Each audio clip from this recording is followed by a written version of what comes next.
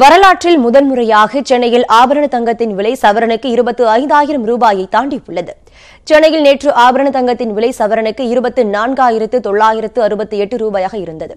இந்நிலையில் வாரத்தின் முதல் நாளான இன்று தொடங்கிய போது 1 கிராம் தங்கம் 64 ரூபாய் உயர்ந்து தற்போது 25,032 ரூபாயாக உள்ளது. இதேபோன்று நேற்று 1 கிராம் தங்கத்தின் விலை 3,121 இருந்தது.